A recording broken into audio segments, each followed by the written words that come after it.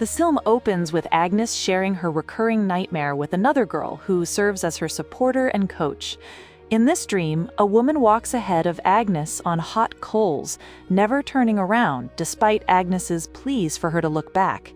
The encouraging girl praises Agnes's storytelling ability, calling her a star and fantastic, insisting she must attend an upcoming audition. She playfully threatens to kill Agnes if she doesn't go, emphasizing how important this opportunity is.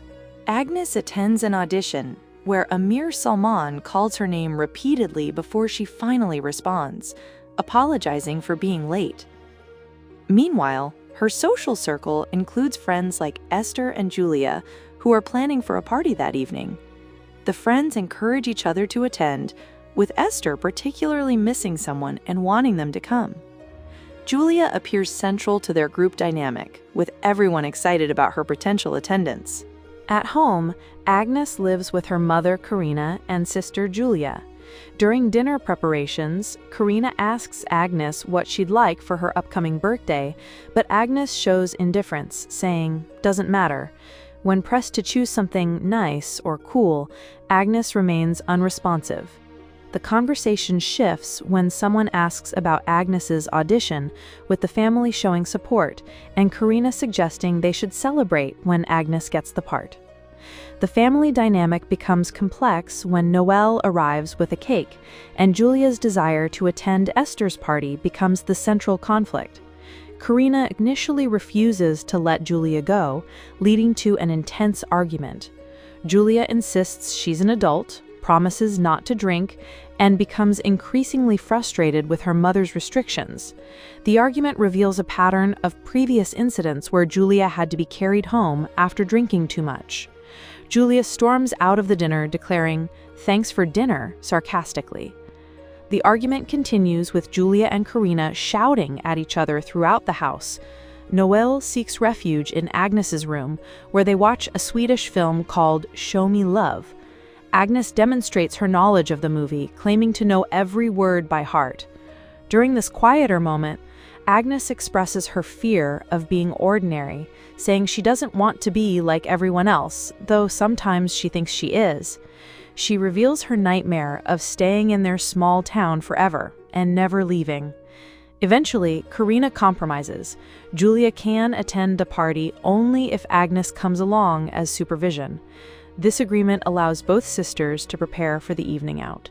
Before leaving, Julia helps Agnes get ready, applying makeup and selecting clothes. She chooses specific outfits for both of them, with Julia wearing a distinctive blue top. The sisters share an intimate moment as Julia does Agnes's makeup, creating a sense of closeness in anticipation for the night ahead. At Esther's party, the atmosphere is vibrant and celebratory. The guests are excited to see Julia, with many commenting on how much they've missed her at these gatherings. There's drinking, music, and dancing. Julia is particularly animated and becomes the center of attention during a group singing session, where everyone performs songs in both Swedish and English, including a rousing rendition of Wake Me Up by Avicii. Julia leads the singing with enthusiasm, and the crowd cheers her performance. The party represents a moment of pure joy and connection for the group, with Agnes also participating and enjoying herself. However, this happiness is short-lived. During the party, Agnes receives a text message about her audition results. The message appears to be positive news about getting the part. However, shortly after this moment of triumph, the evening takes a devastating turn. Julia becomes increasingly emotional and agitated. Despite being surrounded by friends who are trying to look out for her, she decides to leave the party abruptly. Noelle and others attempt to stop her, offering to drive her home, but Julia insists on leaving alone.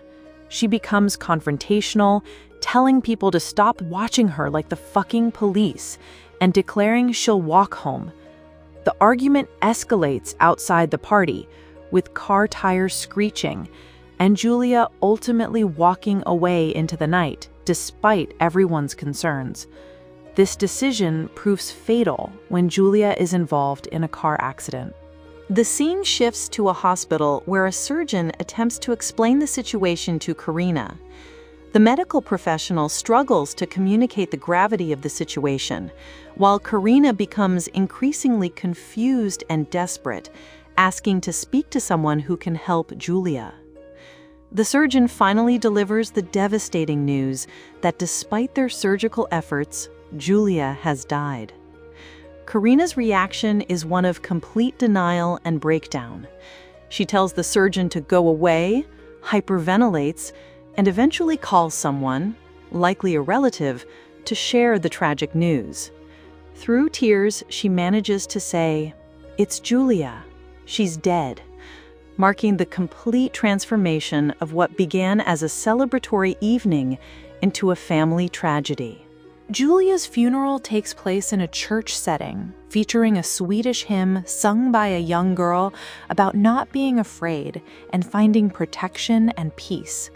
The ceremony brings together family and community members, including a baby crying during the service, emphasizing the continuation of life amid death. Back at school, Agnes encounters the complex social dynamics that follow a family tragedy. Friends and classmates offer condolences, with some saying the funeral was nice. These interactions feel awkward and insufficient given the magnitude of Agnes's loss. The routine of school life continues around her, but she struggles to engage meaningfully with her studies or social relationships. Agnes continues her involvement in the school play under Amir's direction. During a rehearsal, Amir creates a connection with Agnes by sharing his own experience of losing his brother in an accident when he was about her age. He explains how he engaged in self-destructive behavior before eventually finding his way to theater, suggesting that his brother would have wanted him to pursue meaningful work.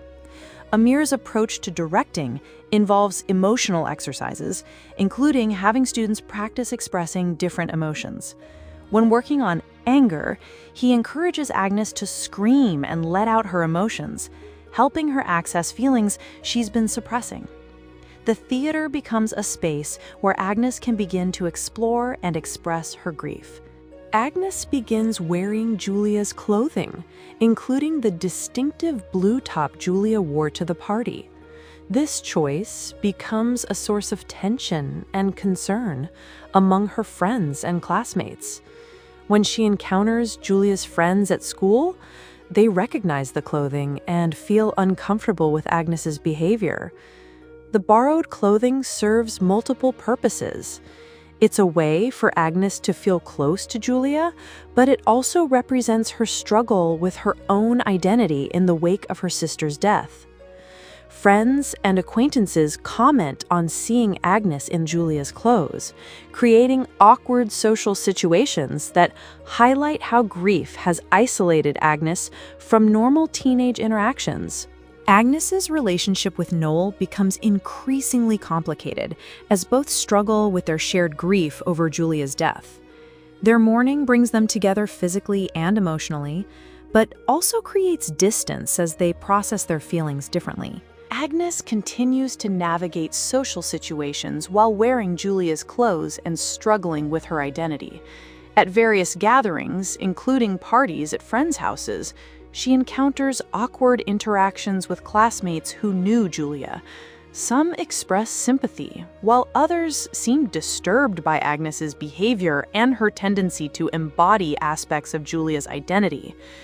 During one particularly tense moment at a party, Agnes gets into a confrontation with friends over Julia's clothing. The situation escalates when someone tries to take back a piece of Julia's clothing, leading to broken glass and Agnes storming out. These incidents highlight how her grief-driven behavior is alienating her from her support network. During an intimate scene at Agnes's house, they share personal stories, including Noel's embarrassing childhood memory of bedwetting until age 13 and needing a special device to help with the problem.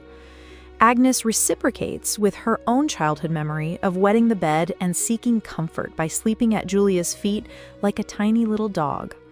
These vulnerable exchanges show their attempt to connect through shared intimacy and honesty. They decide to go swimming together, creating a moment of freedom and escape from their grief. However, their relationship remains complicated by the weight of loss and their different ways of coping with tragedy. Following this revelation, Agnes's behavior becomes increasingly erratic. She begins drinking heavily and acting out, leading to confrontations with her mother about going out at night. When Karina tries to physically stop her from leaving the house while intoxicated and wearing Julia's clothes, their argument becomes physical, resulting in broken objects and Agnes storming out. Agnes uses Julia's ID to gain entry to a nightclub, fully embracing her sister's identity. At the club, she orders drinks and attempts to blend in with the adult crowd, but her behavior becomes increasingly reckless and desperate. At the nightclub, Agnes encounters Julia's friends, who are deeply disturbed by her continued use of Julia's identity and clothing. The confrontation with Esther becomes particularly intense, with Esther accusing Agnes of playing dress-up and being stuck in an unhealthy grieving process. Esther reveals that she knows about Agnes's romantic feelings for Julia, adding another layer of complexity to Agnes's grief. She also criticizes Agnes for wearing Julia's gross fucking blue eyeshadow and challenges her about whether she has even visited Julia's grave, admitting she herself has never been there. The argument becomes heated when Esther tries to take Julia's idea away from Agnes, leading to a physical struggle. This confrontation forces Agnes to face how her behavior is being perceived by others and how it's preventing her from processing her grief in healthy ways. The tension reaches its peak during a confrontation between Agnes and Noelle outside the nightclub. Agnes accuses Noelle of being responsible for Julia's death, while Noelle tries to explain the true depth of Julia's mental health struggles that Agnes never witnessed. Noelle reveals that he spent considerable effort trying to protect Julia and prevent her from harming herself. He describes her as a black hole and explains how dark she could become, detailing the daily effort required to make sure she was good and make sure she didn't harm herself. He admits to driving her everywhere and taking care of her constantly. The argument becomes increasingly heated, with Agnes refusing to accept Noelle's version of events and continuing to blame him. Finally, Noelle reaches his breaking point and shouts the brutal truth that Julia's dead, dead, dead, forcing Agnes to confront the reality she has been avoiding. This confrontation represents the climax of Agnes's denial and the beginning of her forced acceptance of Julia's death and the circumstances surrounding it. In a desperate attempt to feel close to Julia and perhaps to process her own pain, Agnes approaches the DJ at the nightclub and asks to perform Wake Me Up by Avicii, the same song Julia had led the group in singing at the party. She introduces herself to the crowd as Julia Swan, fully embracing her sister's identity in a public setting. Agnes performs the song with emotional intensity, but the performance represents the culmination of her unhealthy coping mechanisms rather than genuine healing. The crowd responds positively, but this public display of her grief and identity confusion marks her lowest point in the grieving process. The most devastating revelation occurs when Agnes discovers Julia's phone and reads through her final text messages. These messages reveal the true depth of Julia's mental health struggles, including references to panic attacks, ineffective medication, failed attempts to quit drinking, and most critically, suicidal thoughts. The messages show Julia's desperation. I miss you, I love you, I'm sorry, I just want to sleep, I've tried everything. Panic, I hate my brain. It's never quiet. The meds aren't helping. Quitting drinking didn't help. And most telling, if life is always going to feel like this, then maybe it's not worth... The final message cuts off ominously. This discovery completely shatters Agnes's understanding of what happened that night and her sister's death. She realizes that Julia's death was not the accident she had been led to believe, but likely a suicide. Armed with this devastating knowledge, Agnes confronts her mother about the true nature of Julia's death. In an emotional breakdown, she demands to know why she wasn't told the truth about Julia's suicide. The confrontation is raw and painful, with Agnes crying and saying she can't breathe from the pain. Karina admits that she knew about Julia's struggles, but explains that Julia specifically requested that Agnes not be told about her pain and suicidal thoughts. She wanted to protect Agnes from the full extent of her suffering. Karina tries to comfort Agnes by emphasizing that they were both good sisters who loved Julia deeply, and that Julia knew she was supported, even if she ultimately chose her own path.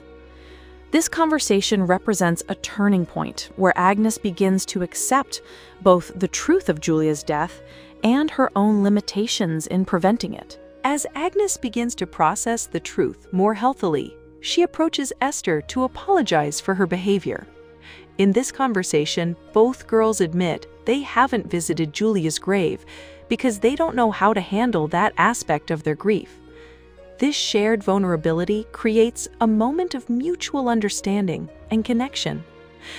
Esther shares a fond memory of Julia always being the one to push boundaries and go further than everyone else, helping to paint a more complete and nuanced picture of who Julia was as a person. This conversation represents Agnes beginning to accept help from others and to share her grief rather than trying to carry it alone. Agnes returns to the school play where she must perform her monologue about the recurring nightmare. Initially, her performance is flat and inauthentic, leading Amir to ask her to repeat it with genuine feeling. When Agnes struggles to access her emotions, Amir suggests she take a day off to rest, but Agnes insists she doesn't need rest. The situation escalates when Agnes becomes frustrated with Amir's direction, ultimately making a cruel comment about his brother's death and calling him a f***ing incredibly pathetic high school drama teacher. This outburst leads to her temporary removal from rehearsal. However, when Agnes returns for the final performance, she delivers her monologue with genuine emotion and authenticity. She describes the dream of following someone across hot coals, being burned when she steps carelessly, and finally understanding when the figure turns around and says, "There you go. What did you expect? It isn't free, not for us."